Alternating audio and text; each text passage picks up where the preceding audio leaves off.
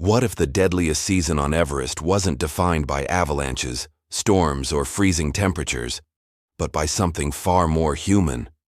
Imagine climbing the world's highest mountain, not against nature, but against greed, silence, and betrayal.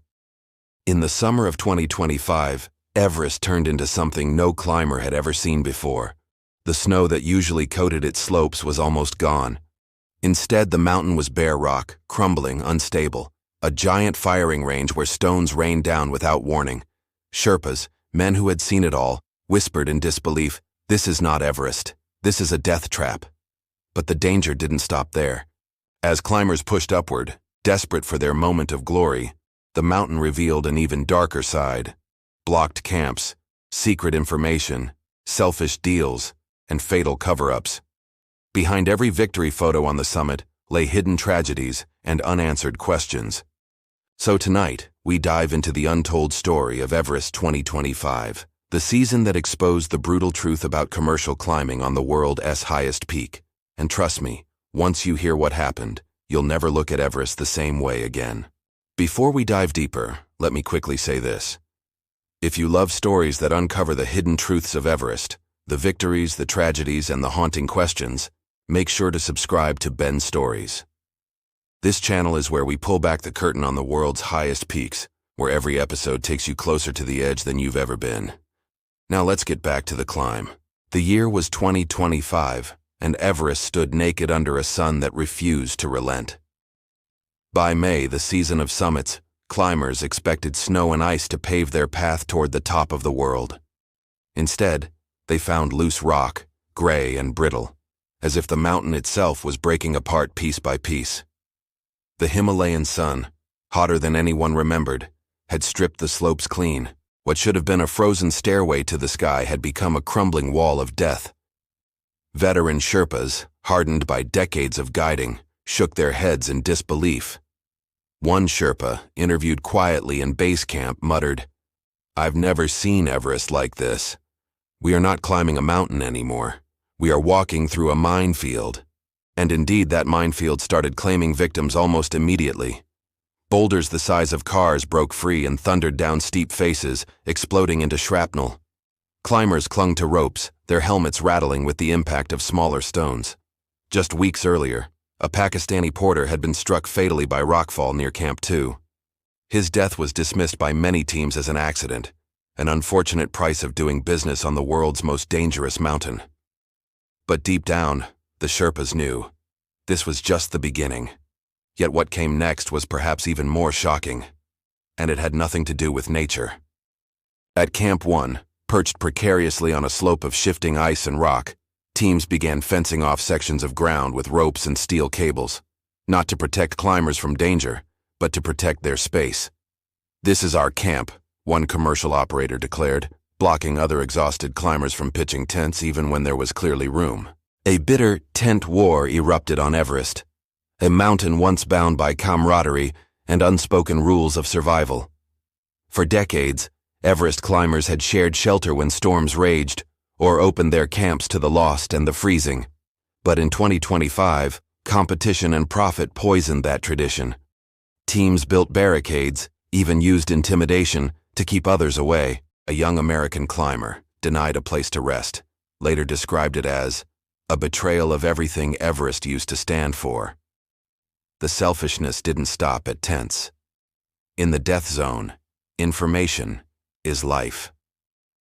Accurate weather forecasts, route conditions, and news of accidents are the difference between returning alive and vanishing forever. But this season, many teams treated information like treasure, hoarding it to give themselves an advantage. Satellite signals crackled and failed, radios cut in and out, and amidst the chaos, guides deliberately withheld critical updates. Some teams knew of avalanches or rockfall ahead, but chose silence. Others discovered fixed ropes were missing or unsafe, yet never warned the climbers coming behind them. A Sherpa leader later admitted, "It was like every team was climbing alone, even when hundreds of us were on the mountain." That isolation made the climb even deadlier. Climbers spoke of confusion, of walking into areas they thought were safe, only to find disaster waiting. "It was like playing Russian roulette," one survivor said. "And then, against all odds, came the triumph. On May 23rd and 24th, a narrow window of clear weather opened, and Everest became a frenzy of activity. Dozens of climbers poured upward through the perilous rockfall zones, lungs burning, hearts racing. In just 2 days, over 40 climbers reached the summit. Records fell. The youngest climber from South Korea, the fastest ascent by an Indian athlete, and even a blind mountaineer who proved that Everest's summit could still be conquered by sheer willpower. Social media flooded with victory shots, frozen smiles against a blue Himalayan sky. But behind those photographs lay silence, because not everyone came back. Descending on May 24th, a Chinese climber named Guan Jing was struck by rockfall near the exact spot where the Pakistani porter had died weeks earlier. She collapsed instantly. The Sherpas around her fought desperately, but the mountain gave them no chance. She became another name on Everest's long list of victims, and what happened next was even more disturbing. Her guiding company, eager to preserve its reputation, downplayed the tragedy. Climbers later revealed that word of her death spread only in whispers. Official updates were vague, reports delayed. The world saw the record-breaking summits, but not the cost. Everest's brutal truth was hidden in the shadows, beneath the noise of celebration. By the time May ended, Everest 2025 had shown climbers something darker than avalanches or storms. It showed them the price of silence. It showed them how greed and pride could turn the world's highest mountain into a battlefield of lies. But this was not the end, because the lessons of Everest 2025, and the voices of those who dared to tell the truth, were just beginning to echo across the climbing world. Everest is often called the roof of the world, but in 2025, it felt less like a roof and more like a trap, closing in on those who dared to climb it. As May ended and June began, climbers returned to base camp with both triumph and terror in their stories. Yes, dozens had stood on the summit. Yes, world records had been broken. But the whispers at night told a darker tale, one of deception, greed, and a mountain that seemed to devour those who underestimated it. One American climber, his face still burned from the wind, sat by a small heater in the mess tent and said quietly, "Everest isn't killing us this year. We're killing each other." The rockfall continued, relentless and merciless.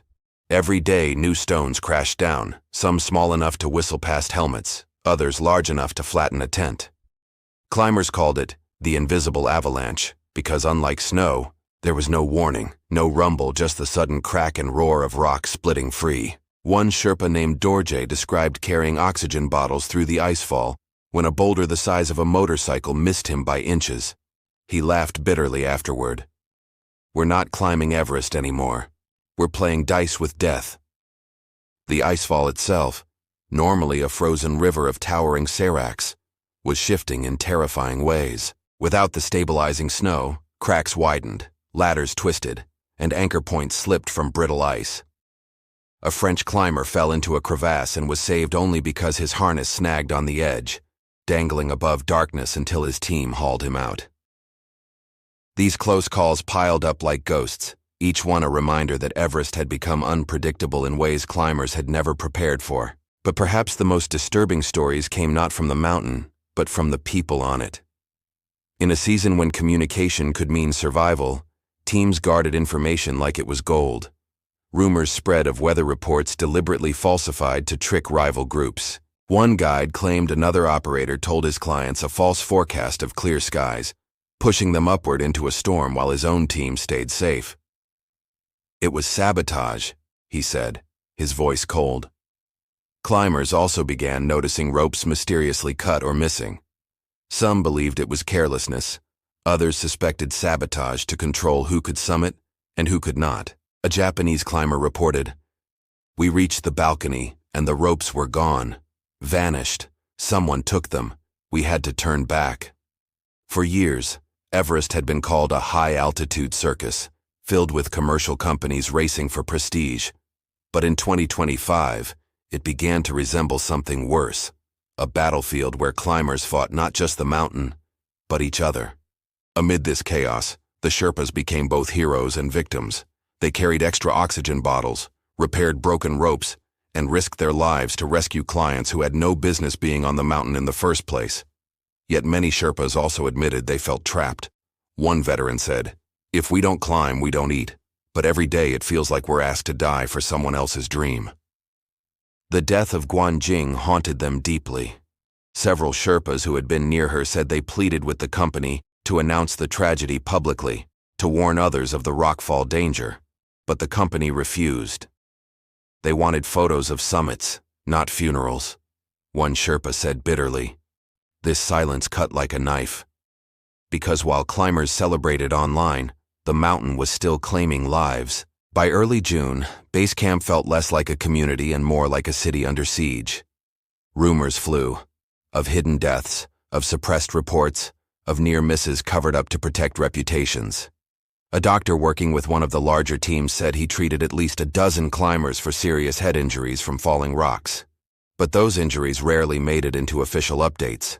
"No one wants to advertise weakness," he explained. "The clients pay to climb Everest, so the companies pretend it's safe." And yet, it wasn't safe. Not at all. Then came the storm. On June 10th, dark clouds swept across the mountain. Winds howled like jet engines tearing through tents.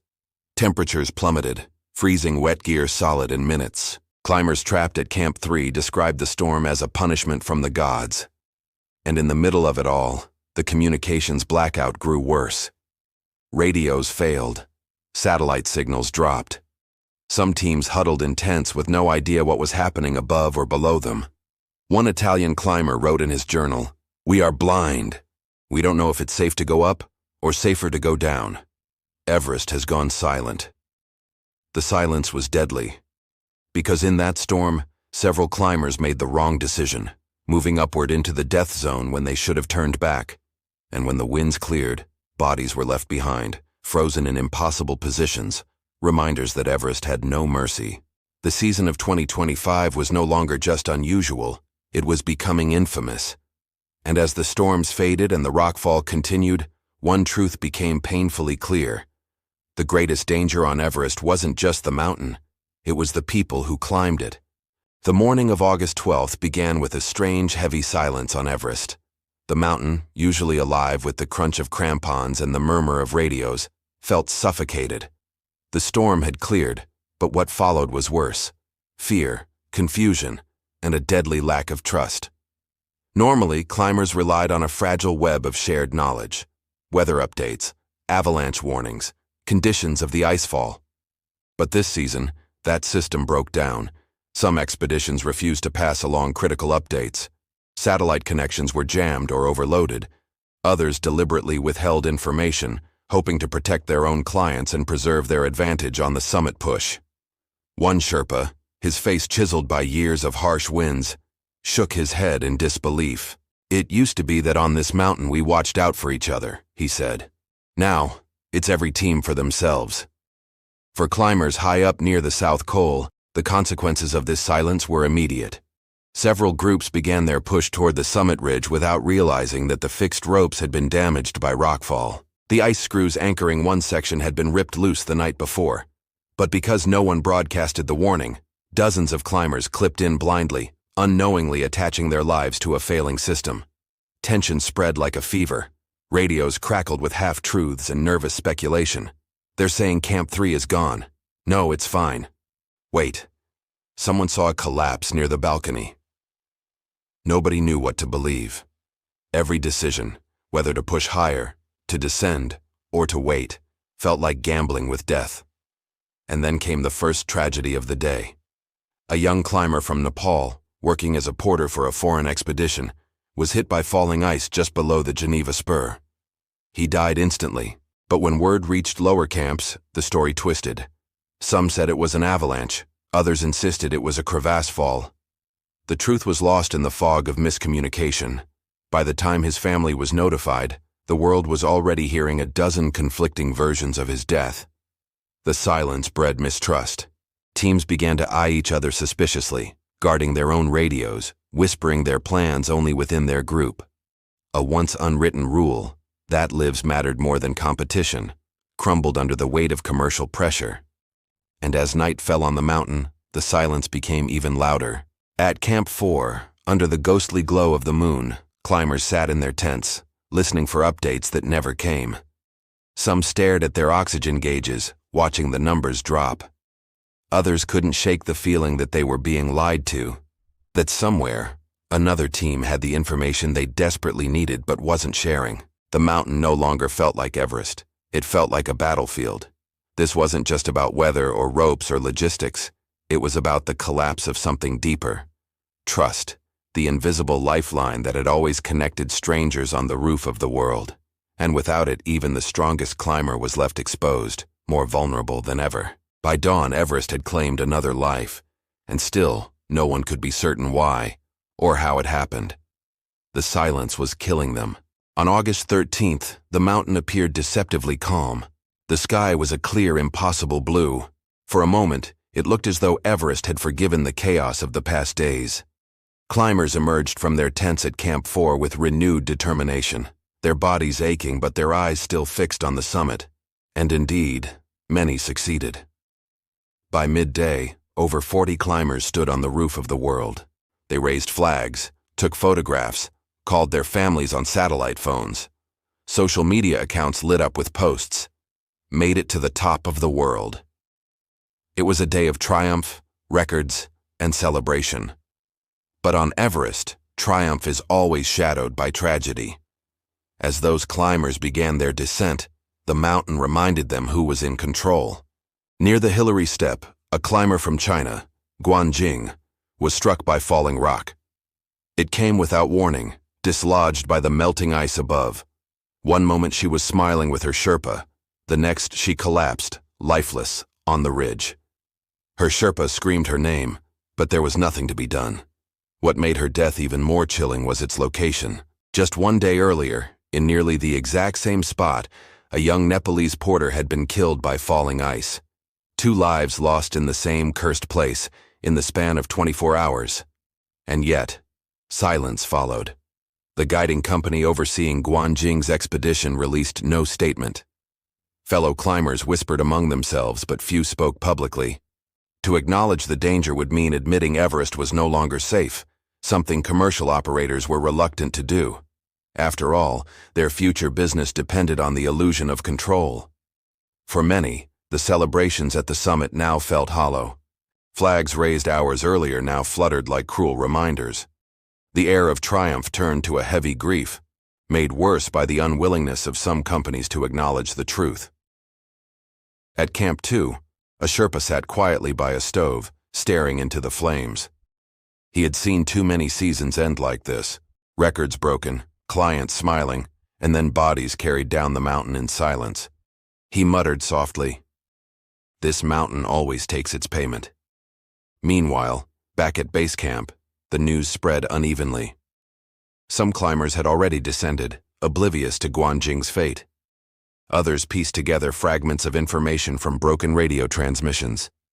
Families at home scoured the internet for news, desperate for updates that simply didn't exist. Everest had once again revealed its brutal duality, a place where the highest human achievements and the deepest losses can occur in the very same hour.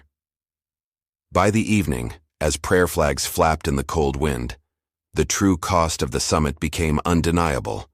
Triumph had come, but tragedy had arrived hand in hand, and the silence from those in charge made it all the more unbearable. Everest had claimed yet another victim, and with her, the last illusion of safety. The 2025 season on Everest will be remembered not only for its record-breaking summits, but for the raw exposure of everything wrong with the world's highest mountain. On paper, it looked like a success. Dozens reached the top, flags were planted, and headlines screamed of triumph. But beneath those victories lay the unspoken cost: broken trust, selfish rivalries, dangerous silence, and lives cut short. Everest has always demanded respect, yet in 2025 it demanded something more: accountability. Guiding companies prioritized money over safety, fighting for clients instead of protecting lives. Climbers guarded information as if it were treasure, forgetting that on this mountain, one withheld warning could mean another person's death. The unwritten bond between strangers, the belief that everyone's life mattered, fractured under the weight of commercialization. Yes, there were moments of courage. Some Sherpas risked themselves to guide others down. Some climbers shared oxygen with teammates running low. But those acts, though heroic, were drowned out by the louder story. An Everest where profit and pride rose higher than compassion. And perhaps that is the mountain's cruelest lesson. It's not just avalanches, rockfalls, or storms that kill here. It's also ambition unchecked, competition without conscience, and silence when the truth needs to be spoken. As one veteran Sherpa said while descending to base camp, "The mountain doesn't care about your records. It only cares if you respect it." The world must now ask, what is the true price of standing on top of Everest? How many more must die before change is forced upon an industry that thrives on risk but hides from responsibility? For now, Everest stands silent under the stars, as it always has. It doesn't need to justify itself. It doesn't need to change. The ones who must change are us, and if we don't, then the next season will only bring more broken families, more unanswered questions, more bodies frozen in the snow. This is not just a story of Everest. It's a story of human ambition, its brilliance, and its blindness. And it's a reminder, the mountain always takes its payment. So if you've followed this far, if this story moved you, if you believe the world should hear not just the triumphs but the truths, then join us here at Ben Stories. Subscribe, share, and be part of a community that looks deeper, that dares to ask the hard questions, and that remembers the real cost of chasing the summit. Because Everest may stand forever, but the lessons it teaches us, those we cannot afford to ignore.